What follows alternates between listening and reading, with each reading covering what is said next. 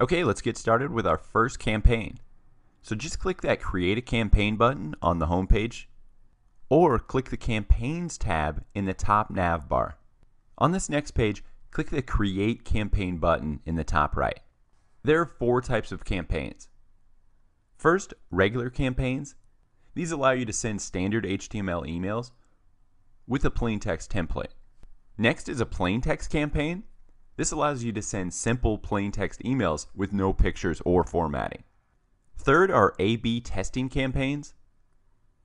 These allow you to send up to 3 different versions of your email. So we'll delve into this option later, as it is great for identifying key metrics that cause better open rates, higher clicks, and more. Finally are RSS campaigns. These allow you to send content from your blog RSS feed to a specific list. But let's select a regular campaign first. This will just be a standard designed HTML email. Once we select the regular campaign, you'll be asked to choose one of the email lists you want to send this email to. So select the list of your choice, then click the Next button in the bottom right corner of your campaign builder screen. On this first step, you'll have to fill out all the fields. First, name your campaign. This field is just for you. Subscribers will not see it. For example, I like to name campaigns as the date of the campaign and what email list I plan to send it to. Next is email subject. This is the first thing your subscribers will see before they open it in their inboxes. Personally, the email subject is the most important element to me. People can decide to delete your email based solely on this email subject line. So write fun, interesting, call to action, curious subject lines that will draw your client's attention and make them want to open this email. Also note that MailChimp allows you to use emojis in email subjects. These colorful objects and smiley faces can really capture attention. So just click that emoji support link to learn how to type certain emojis. Next is the from name. Your subscribers will see this too. In general, I put the name or brand of my company in this from field. Finally, for the from email address, this address is the email your subscribers will see and can reply directly to from this email campaign they receive in their inbox. Now, before you scroll down to the tracking section on this page, make sure to check the box Personalize the To field. This option will pull your customer's actual name from the list database and use it in the To field. By doing this, you actually increase your chances of avoiding spam filters because you know the actual email recipient's name. So check that box and scroll down on this page. Once you scroll down to this next section titled Tracking, you'll see checkbox options for what you want to track in this email campaign. Whichever box you check will be tracked under the Analytics and Reports tab for this campaign.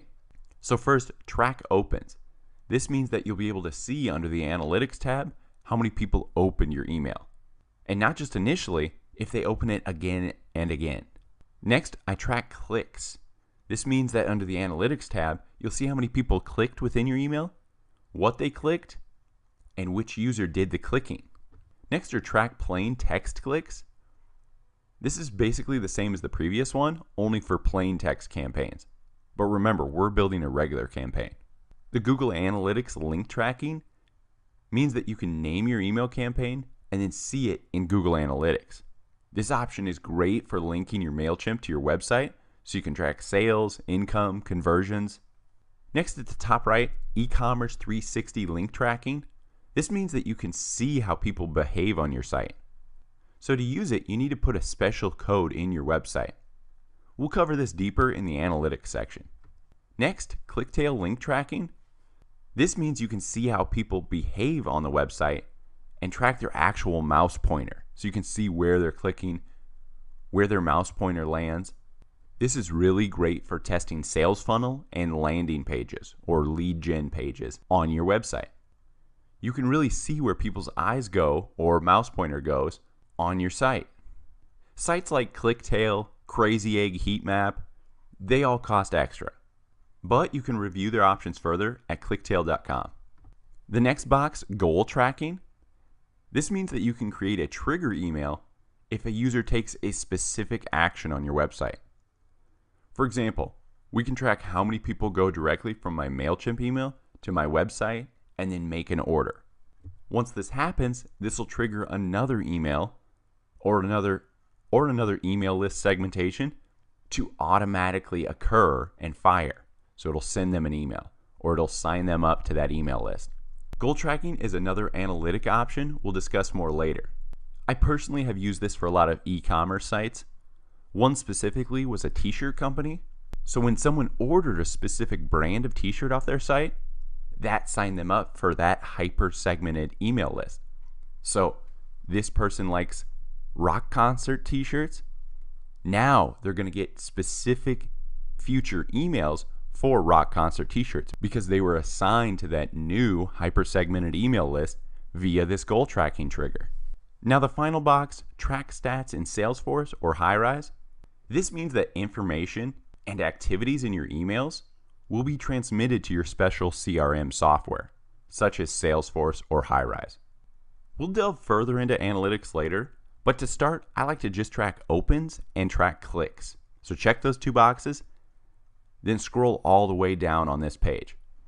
At the very bottom of this email campaign setup page, you will have the option to auto post this to your social media accounts.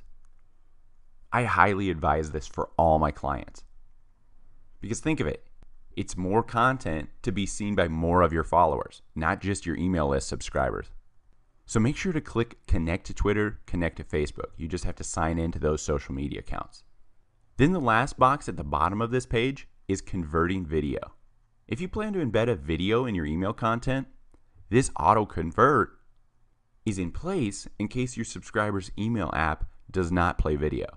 So only check this if you plan to embed a video in your email content in the design tab. So let's scroll all the way back up on the setup page. So we have this setup page completely filled out, the tracking option selected, and our social media page is connected. So now let's click the next button at the bottom right of this setup page. Next, you'll have to choose a type of template you want to build your email within. There's literally every type of layout and template you can think of, with varying columns, some with multiple photo boxes, some with none.